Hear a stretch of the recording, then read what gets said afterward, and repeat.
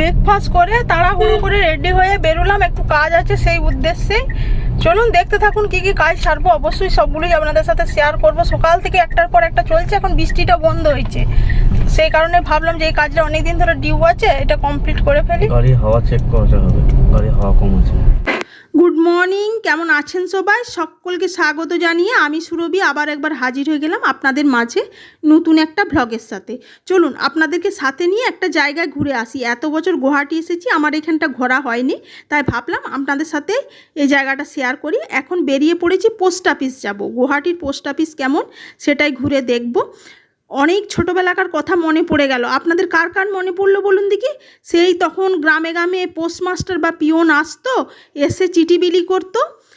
আগেকার যুগে মানুষের সাথে মানুষের যোগাযোগের একমাত্র মাধ্যমই ছিল পোস্ট অফিসের এই যে পোস্ট কার্ডের মাধ্যমে চিঠি আদান প্রদানের মাধ্যমে। এই যে আপনাদের সাথে গল্প করতে করতে এই যে পোস্ট অফিসে এসে হাজির হয়ে গেলাম। অনেক কথা মনে পড়ে যায়, মনে পড়ে সেই দিনগুলোর কথা, যখন আমরা ছোটোবেলায় পোস্ট কার্ড কিনে নিয়ে আসতাম 25 পয়সা, আর খাম হচ্ছে নীল রঙের একটা ছিল, মনে পড়ে কি 75 পয়সা বা 1 টাকা হয়তো দাম নিত। এখন আমার ঠিক দামটা মনে নেই, বহু যুগ আগের কথা তো। সেই কারণে পুরনো স্মৃতি অনেক মনে পড়ে গেল। এখানে এসে পুরনো আরেকটা স্মৃতি দেখতে পেলাম। কি বলুন দিকে, এই যে সন্ধ্যামণি ফুলের গাছ। যাই হোক, পোস্ট অফিসের কাজ সেরে এখন চলে এসেছি চালের দোকানে। গৃহস্থ বাড়ি, বুঝতেই পারছেন, এখানে 1 বস্তা চাল তুলবো। সেই থেকে দাঁড়িয়ে আছি, লোকেদের প্রচুর প্রচুর জিনিস না, আর আমি তো 1 বস্তা খালি চাল। ওরা নিল 1380। 80 তো জানি, তুমি বলছিলে 20। আমি মনে করতে পারছি 20 কোথায় গো? তুমি 20 বললে, আমি সত্য বললাম। 80 বলেছিলাম, আমি সত্য বলেছিলাম, তুমি বলছিলে 20। যাই হোক, পোস্ট অফিসের কাজও শেষ হলো, অনেক পুরনো স্মৃতি মনে পড়ে গেল। সেসব স্মৃতিচারণ আপনাদের সাথে করে এখন চলে এসেছি পেট্রোল পাম্পে তেল ভরতে।